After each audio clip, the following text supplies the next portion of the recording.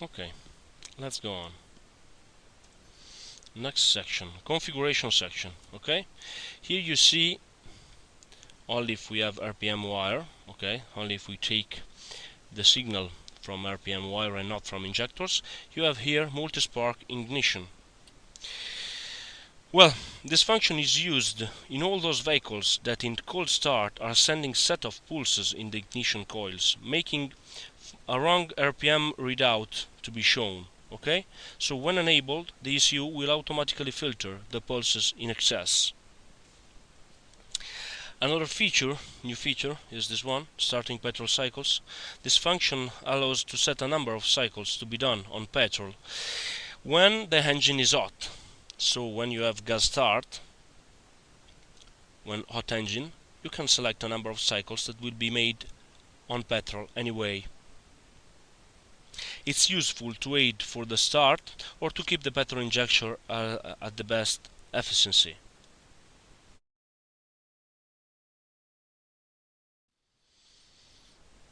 Okay, last but not least, we've added a counter for emergency start here. It works only if emergency start is enabled, and once enabled, you have here on the left the amount of remaining start. Let's try it.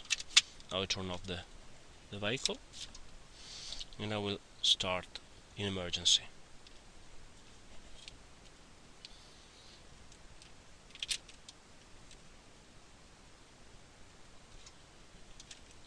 Okay, let's start the car in emergency, and as you see here, we are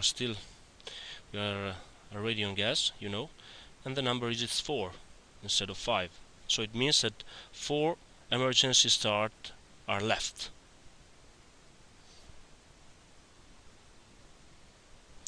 To restore the maximum volume, press the reset button.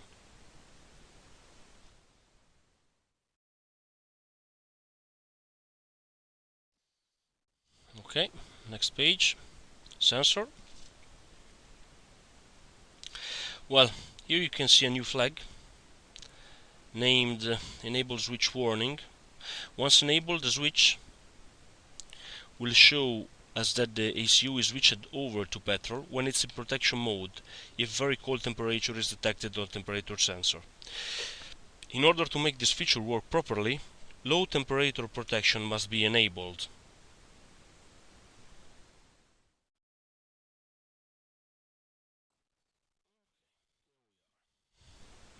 You'll see that in this new version of software, we split the old diagnosis page that you see here in 2 pages. The first one is still the diagnosis, okay, while the other one is injectors. Well, another new feature is the ECU lock for service. You can find here in info. First of all, you have to set a scheduled service, for example 300 hours. Okay, usually when enabling scheduled service, you simply will make the switch beep at every vehicle start when the selected service hours are expired. Okay? Well, now you can change completely the behavior of this functionality, activating the feature Enable ECU Lock. That is just became selectable. Let's enable it. Now you see an important notice that you have to read carefully. Locking the ECU by using a password does not allow anybody else to access the parameters in case of emergency. Who enters the password undertakes all the responsibility from this choice, both for legal and civil law. Do you want to enable ECU lock? Let's press yes. Okay, now you are prompted to enter an 8-character password. Let's put, for example, a simple password. Let me say 1, 2, 3, 4, 5, 6, 7, 8.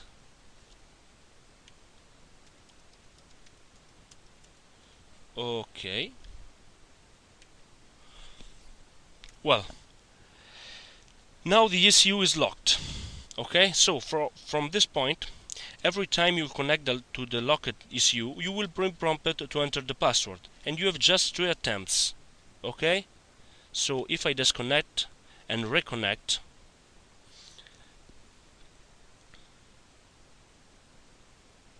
takes a little bit. Okay, now we have to enter the password.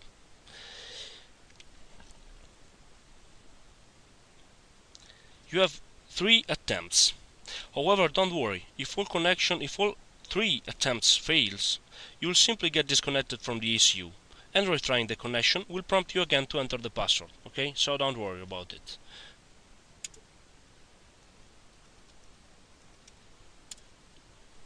Okay. Anyway, if you connect to an ECU that you don't know the password, but you want to know some additional information about the ECU itself, simply when you get disconnected, you can browse every parameter of the locked ECU in offline mode. So, I will reconnect. I will try to reconnect. I will put 3 times a wrong password.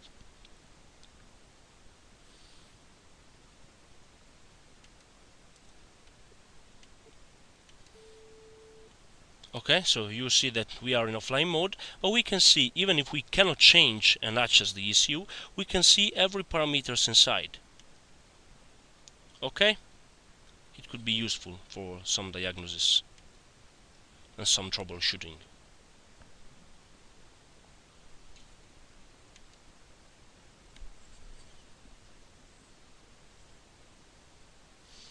Now we'll connect to the ECU with the right password. Here it is. Okay.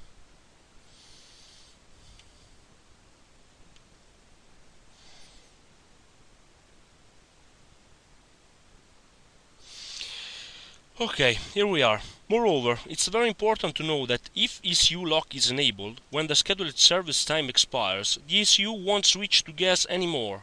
To let the owner of the vehicle be aware of this with a forewarning, we've added this parameter, lock forewarning. By default is set on 30 hours, so in this case we've put 300 hours as a scheduled service.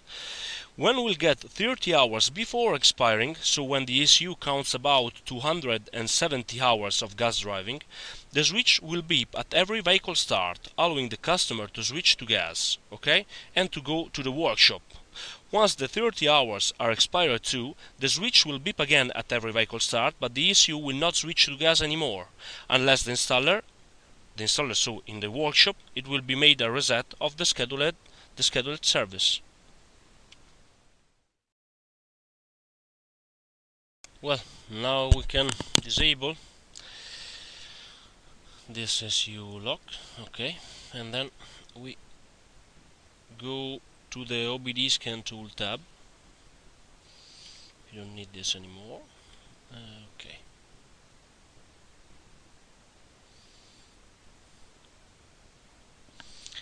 So, to have OBD scan tool enabled, we need to be connected with the OBD systems, okay? So, for example, if we are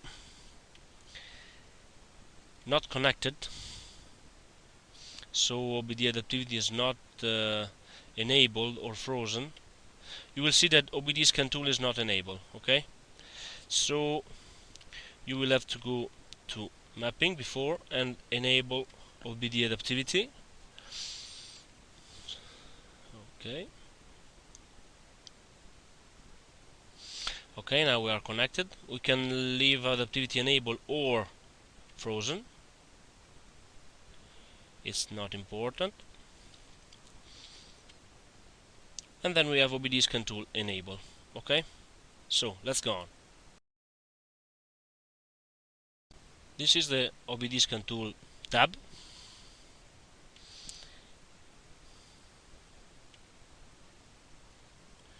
This is the first page we see. We are in the selection tab. You'll see the list of supported PID of the vehicle. So from this list you can choose all the parameters you want to read.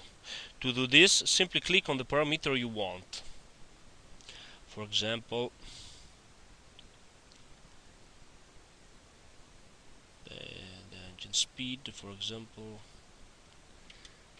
Okay, and maybe air temperature or throttle position. Okay,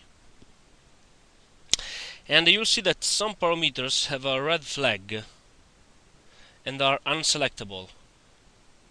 Okay, this is because are fixed parameters that are always shown, obviously if supported by the OBD system of the vehicle.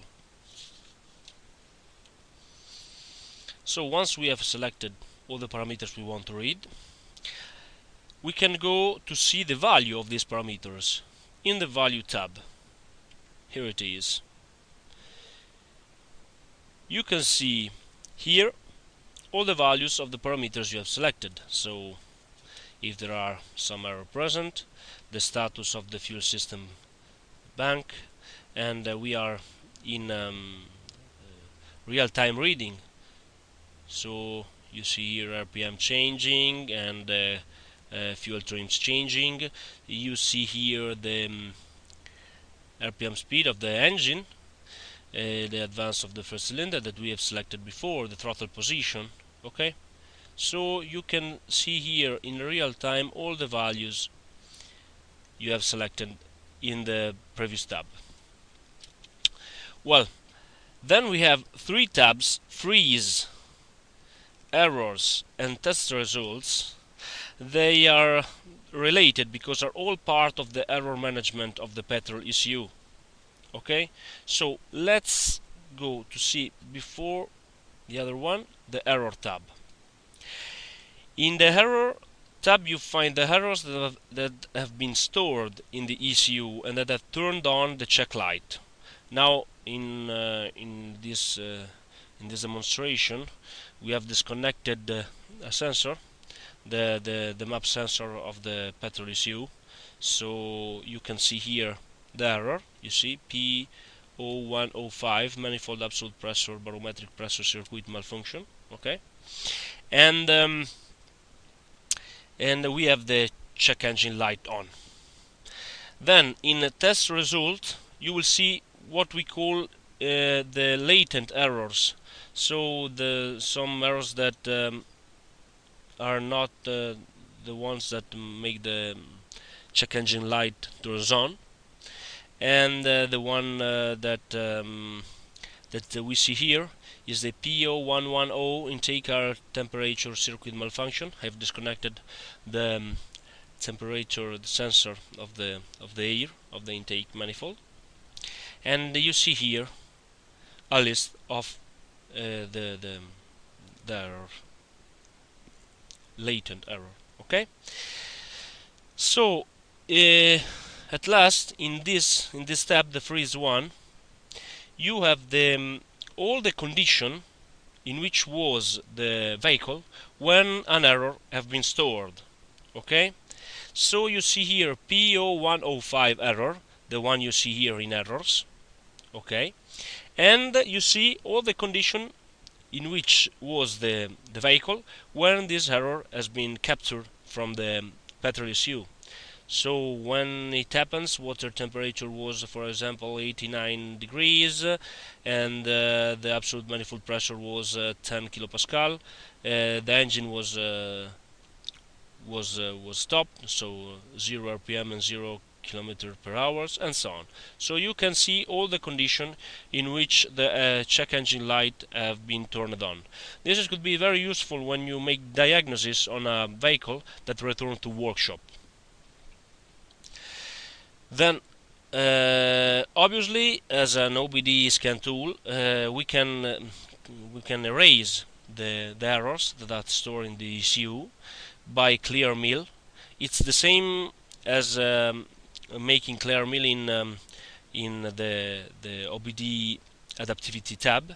Okay, it's the same command. So now we can clear the error. Okay, now we return to errors tab, and then you see that there is no more error here, and no freeze frame. Okay, no information about stored DTC. Well, here we have the vehicle identification number, so it's unique for any kind of vehicle. Okay, and usually it's not so useful, but it could be used for identificate a vehicle. And at last we have the print section here. So in every page of the OBD scan tool, it could be printed. Okay, so if you have mainly some need about checking and saving and some condition of the car, or do you want to save some error, some freeze frame that it's particularly valuable for you, you can select the tab you want and then click on the printer icon, and you will see a little page that you can print or store or doing everything you want. And this is all. So, see you next time for further training. Bye.